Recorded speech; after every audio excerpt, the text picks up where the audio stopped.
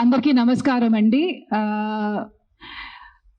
నిజంగా ఈరోజు ఈ విషయం మీద ప్రెస్ కాన్ఫరెన్స్ జరగడం కానీ, అక్కడ సుప్రీంకోర్టులో ఇలాంటి ఒక వర్డిక్ట్ వచ్చే ముందే జనాలు లా వాళ్ళ చేతిలో తీసుకొని అసలు మూగజీవులకి ఎట్లాంటి రక్షణ లేకుండా చేసినందుకు ఒకవే బాధ అనిపిస్తుంది, ఇంకోవే వింతగా అనిపిస్తుందండి.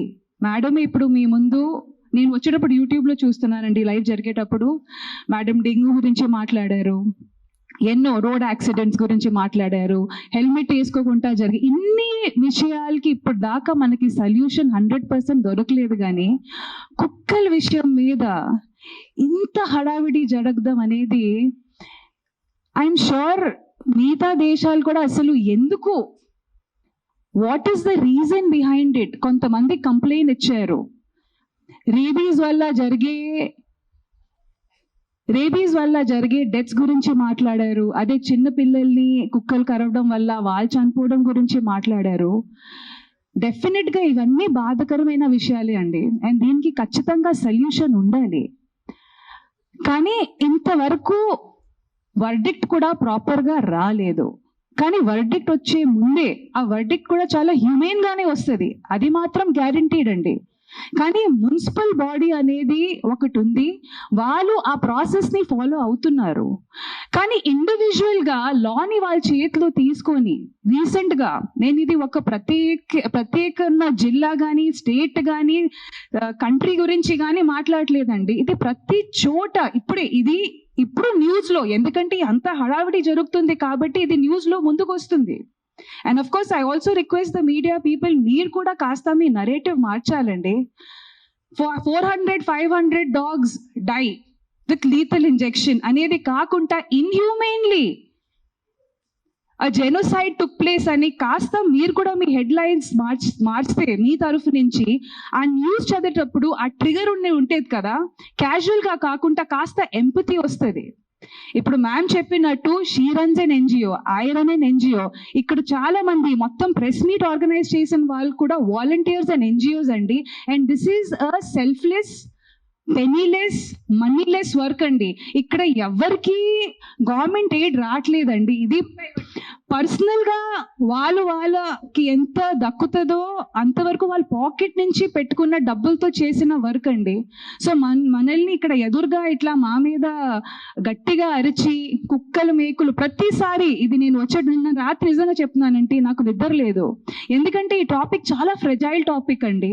మేము కుక్కల గురించి మాట్లాడితే ఇక్కడ ఎదురుగా వచ్చి మేకల గురించి, ఆవుల గురించి, మన కోడిల గురించి మాట్లాడతారు. నేను నిజంగా మనస్ఫూర్తిగా చెప్తున్నానంటే వాళ్ళ మీద జరుగుతున్న హింస అనేది కుక్కల మీద కూడా జరగట్లేదు. పాపం వాటిని మేము తిండి కింద పెట్టేసి వాళ్ళకి ఎలాంటి ప్రొటెక్షన్ లేకుండా అసలు వాళ్ళు ఎప్పుడు పుడుతున్నారు, ఎప్పుడు పోతున్నారు, ఎందుకంటే మేము నాలుగుకి బాన్సాకాలు అయిపోయామండి. మా టేస్ట్ బడ్స్కి మేము స్లేవ్గా అయిపోయాం. ఆయన వచ్చి ఇప్పుడు క్వశ్చన్ చేశారు కదండి కోడిల గురించి, మేకల గురించి. ఆ మార్పు ఆయనగా తీసుకొని రావచ్చు. ఇక్కడ ఉన్న majority of animal activists vegetarian కానీ వీగన్ కానీ మారిపోయారు. కానీ నిజంగా ఆయనకి వచ్చి ఆ కోడిల మీద, ఆయనకే కాదు ఇక్కడ చాలా మంది ఇదే క్వశ్చన్ చేస్తూ ఉంటారు. మీకు వాటి మీద అంత ప్రేమ ఉంటే ఒకప్పుడు వీక్లీ వన్స్ చికెన్ మటన్ తినేవాళ్ళం అండి. ఇప్పుడు ప్రోటీన్ పేరు మీద కానీ హెల్త్ పేరు కాదు, ఇంకా ఏమంటారు, ముక్క దిగకపోతే అసలు కడుపు నిండదు, లేకపోతే అవన్నీ చెప్పుకుంటూ అది ఫుడీ అనే పదాన్ని మేము పెద్ద గట్టిగా అది ఏమంటారు ఒక లైఫ్ స్టైల్ కింద ఐఎమ్ అ ఫుడీ. ప్రకృతి అనేది నేను చెప్తున్నానండి, కోడి మేకలు కుక్కలే కాదండి, చెట్టులకి కొత్తిమీర ఆకు కూడా ప్రాణం ఉంది. అందుకే పెద్దోళ్ళు చెప్పారు, అన్నం తిండి తినే ముందు ఆ ఫుడ్కి మనం రెస్పెక్ట్ ఇవ్వాలి, ఎందుకంటే అది కూడా మాకు ప్రాణం పోయడానికి తన ప్రాణం త్యాగించింది. సో దాన్ని మనం రెస్పెక్ట్ ఇవ్వాలి. పెద్దోళ్ళు కూడా అదే అన్నారు. కానీ ఈరోజు ఎక్కడో అంటున్నాం కదా, మా సంస్కృతి కానీ మా పద్ధతులు కానీ అంతా మా బట్టల మీదే ఉండిపోయింది తప్ప మా అమ్మమ్మలు వీళ్ళందరూ మిగిలిపోయిన ఫుడ్ కానీ అన్నంలో కానీ పెరుగు పాలు కలిపేసి బయట కుక్కలకి వేసేవాళ్ళు. అదే కాకుండా ఇంట్లో చపాతీ చేసేటప్పుడు కూడా ఫస్ట్ 2 చపాతీలు ఆవులకి, లాస్ట్ 2 చపాతీలు కుక్కలకి.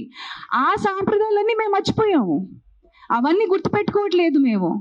ఆ విషయాలు, ఆ సంస్కృతి అవన్నీ మర్చిపోయాము. అవన్నీ పక్కన పెట్టేసి ఒకప్పుడు ఆవు అనేసరికి ఒక ఫ్యామిలీ మెంబర్.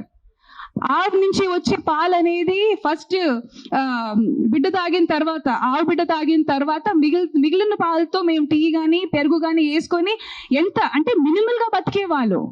ఇప్పుడు ఆవుల్ని కూడా పాలని కూడా ఇండస్ట్రియలైజేషన్ చేసేసాము. దాన్ని ఎవరు క్వశ్చన్ చేయట్లేదు. చక్కగా టీ తాగుతున్నాము, జున్ను తింటున్నాము. జున్ను ఎవరికండి అవసరం? జున్ను అనేది ఫస్ట్ పాలండి ఆవుది. అది ఆవు బిడ్డకే అవసరం, మాకు కాదు. అది అసలు మనం తింటే అది మనకు సరిగా అరగదు కూడా. కానీ ఏదో టేస్ట్కి మేము తింటున్నాము. దీన్ని ఎవరు క్వశ్చన్ చేయట్లేదు. మన కన్వీనియన్స్ బట్టి. ఎందుకంటే ఈరోజు కుక్కలు మాకు అవసరం కాదు. కుక్కలు అవసరం కాదు, తీసేయండి. పావురాలు అవసరం కాదు. ఒకప్పుడు పావురాలు మాకు టెలిఫోన్ లెక్క. మన ఏదైనా సంప్రదించడానికి కానీ, ఏదైనా మెసేజ్ పంపడానికి కానీ, లెటర్లు పంపడానికి కానీ అప్పుడు మాకు పావురాలు అవసరం. కాబట్టి వాటిని ట్రైన్ చేసి, వాటిని బ్రీడ్ చేసి మేము పెంచుకున్నాము. ఇప్పుడు టెలిఫోన్లు వచ్చేసాయి. సో పావురాలు అవసరం కాదు, వాటిని చంపేయండి, తీసేయండి. ఎక్కడికి వెళ్తాయండి? మనకు అవసరం లేదండి, తీసేయండి. ఒకప్పుడు కుక్కలంటే మమ్మల్ని ఇక్కడ రోడ్డు మీద మమ్మల్ని బాగా చూసుకోవడం కానీ, ఓకే సరే ఆ విషయం కూడా పక్కన పెడతామండి. కుక్కలంటే ఒకప్పుడు డ్రైనేజ్ ఓపెన్ గా ఉండేవి.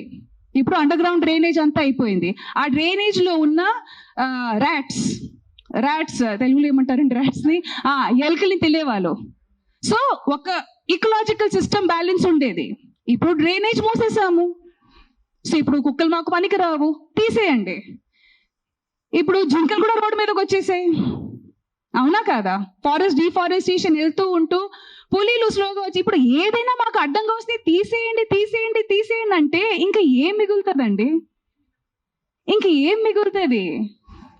సో మనకి ఏదైనా జీవి కానీ జంతువు కానీ మనకి అనవసరంగా ఉంటే వాటిని మనం అడ్డంగా నరికేయాలి. రేపు మాకు అమ్మ నాన్న కూడా మాకు సరిగ్గా మనకి చూడకపోతే వాటిని కూడా నరికేయాలి. ఇట్ ఈస్ సోషల్ కండిషనింగ్ అండి. మనం అర్థం చేసుకోవాల్సింది ఇది ఓన్లీ కుక్క గురించి కాదు, కుక్కల గురించి. ఇది సోషల్ కండిషనింగ్ అండి.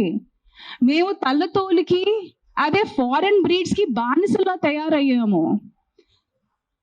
30 years or 40 years back fair and lovely creams కానీ, ఫెయిర్నెస్ ప్రొడక్ట్స్ ని అప్పుడు బ్యాన్ చేసి ఉంటే ఇప్పటికీ మనకి ఓహో తల్లతనం ఆ పిచ్చి ఎక్కేది కాదు. So there are so many social conditioning అండి. ఈ రోజు ఆ జరిగిన మాస్ కిల్లింగ్ మీకు చిన్న విషయం అనిపించవచ్చు, కానీ 300-500 కుక్కల్ని లీథల్ ఇంజెక్షన్ ఇచ్చి అంత ఈజీగా చంపేయడం అనేది ఎంత సాడ్, తలదించుకునే విషయం అండి. ఎందుకంటే అది చూసిన ఆ విలేజ్ లో ఇంకో 2-3 తయారవుతారు అలాగే.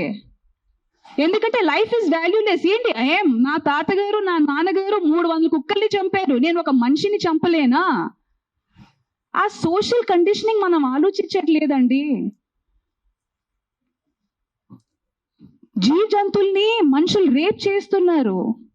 ఈ రోజు కుక్కని రేప్ చేసే మనిషి రేపు ఒక 5 సంవత్సరం పాపని రేప్ చేయడానికి ఎందుకు హెజిటేట్ చేస్తాడు? It's social conditioning. అది మనం ఆలోచించట్లేదు.